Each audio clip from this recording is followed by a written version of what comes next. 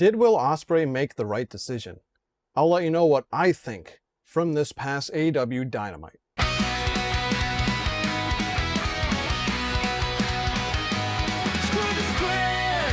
Welcome back, everybody, to Screw Script. I'm your host, as always, Maverick here. Thanks for joining me, as always.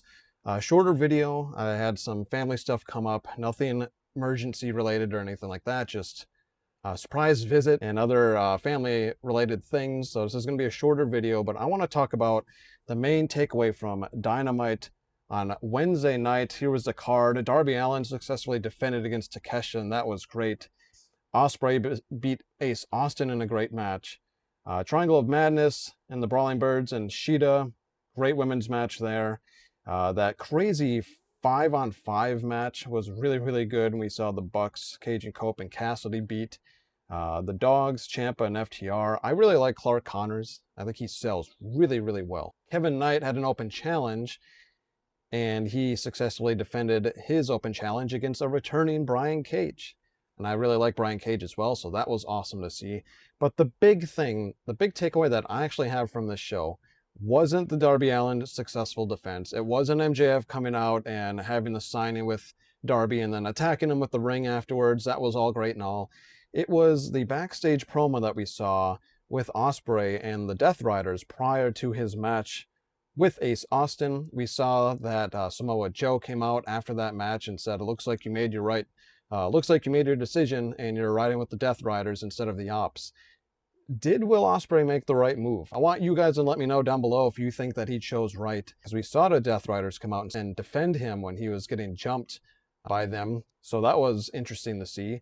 And where do you see this going? I think this is the most interesting story in pro wrestling, honestly, above the Darby Allin MJF storyline going on right now, because I feel like MJF is not going to lose that fucking hair. He ain't losing that shit at all. He's going to keep it, and if no other stipulation gets added to that, Darby Allin is not going to retain past Double or Nothing. I don't want to say it's too obvious, but it's a lot less interesting than what's going on with Will Ospreay. Where is this going with him? How does this fit in with Callum Newman and his crew over in New Japan with the United Empire? Are we going to see a Death Rider-led Will Ospreay versus the United Empire? What's going to happen? For a while, I thought that Moxley was going to get kicked out of the Death Riders after he essentially turned face. He's more of a tweener, actually. He's right between face heel. And there's just so many layers to this. It's very interesting. We saw Ospreay beat Ace Austin, by the way, with an armbar, which figured something like that was going to happen, where we see him utilize the stuff that he's learning from the Death Riders. So again, let me know down below what you think is going on. Another thing I wanted to touch on real quick. My last video did great. You guys hyping the video. Please continue that. Please continue commenting, liking the video, share the video if you'd like. It really, really helps. I got like 32 subscribers or something like that from Tuesday's video alone. So thank you to all of you, and welcome to the new members who are watching this now. Welcome to the STS Society, where we go against the haters of AEW who want it to fail. Essentially, hardcore E-stands that are calling for AEW to fail. And I've got one that I'll show in my DDT segment later on. Other news, interesting stuff with Swerve on social saying that AEW is keeping him away from TV and away from Dynamite because management is terrified of what he'll do to Bandito. And the rest of the roster, he is allowed at venues. He says that he wants to hurt people. Are we going to see Swerve Strickland join the Hurt Syndicate? Let me know if you think that's going to happen down below. Switchblade Jay White teased yet another return. I think he's done this like 6 times, where he just says ready on X, his socials. I think he's all about getting closer and closer to actually returning. Hopefully we see him maybe return at Double or Nothing. I was hoping that they would have maybe a surprise mystery entrant in both the men and women's Owen Hart, which that got announced, and you see the brackets up there for that. I'm actually more intrigued by the women's bracket. We see Sari there, which is interesting. My AEW now available on Roku, Roku TV, Fire TV, Android TV, and Apple TV. That's great to see for all of you fans outside the US and Canada to continue to enjoy AEW on one website, one app. I'm sure it'll be an app at some point, so that's great to see. Other huge AEW news outside of Dynamite from this past Wednesday. As reported today, so this is breaking news, Double or Nothing becomes the second largest US gate in AEW history. So again, all those East stands, they can shut the hell up. AEW's going nowhere. They're saying that there's reports that, oh, they're not going to get renewed. I doubt it, because there have been plenty of times, even in 2026, where Dynamite has carried well over the 2-hour time slot. We're seeing, record gates again by AEW. They're having a resurgence, so I doubt that's going to happen.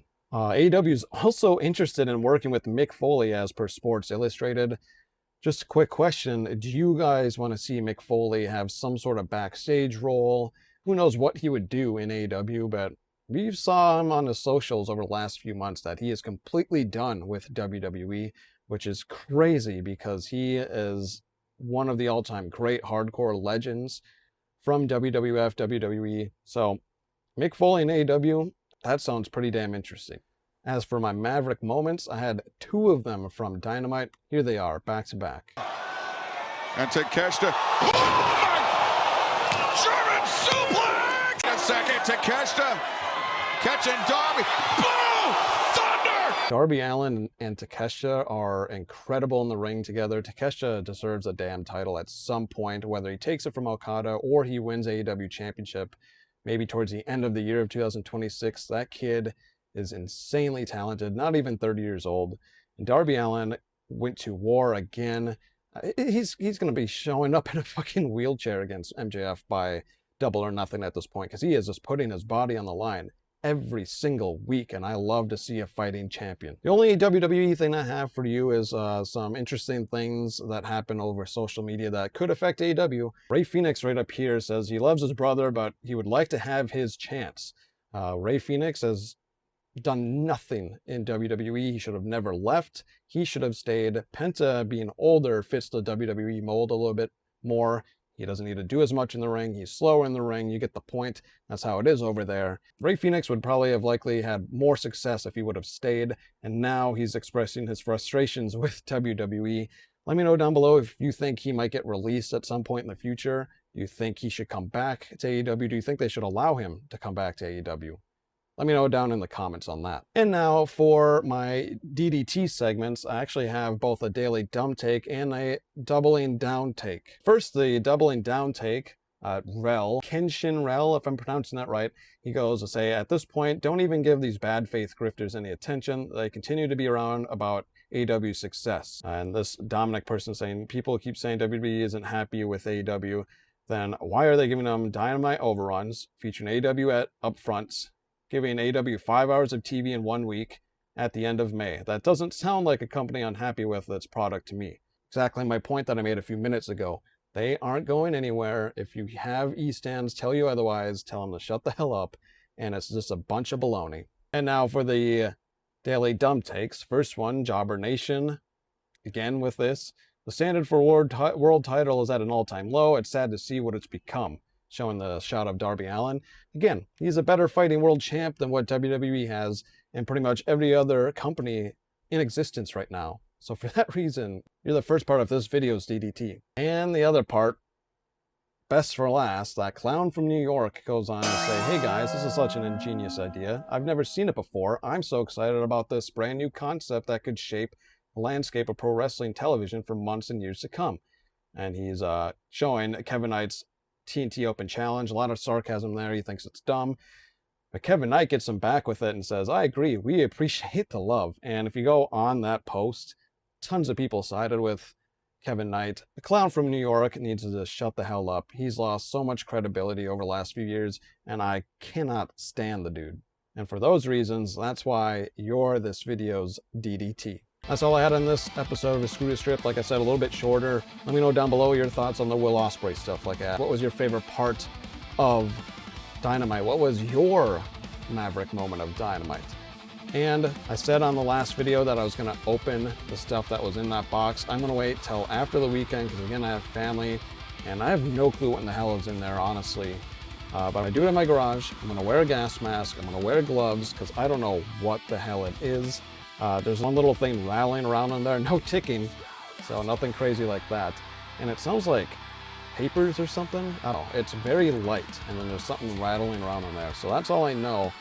But I will be opening that maybe on like Monday, and I can show you guys over a post picture of what it was. And then we'll talk about it on Tuesday's video. As always, this has been Maverick with Screw the Script. Thanks for watching.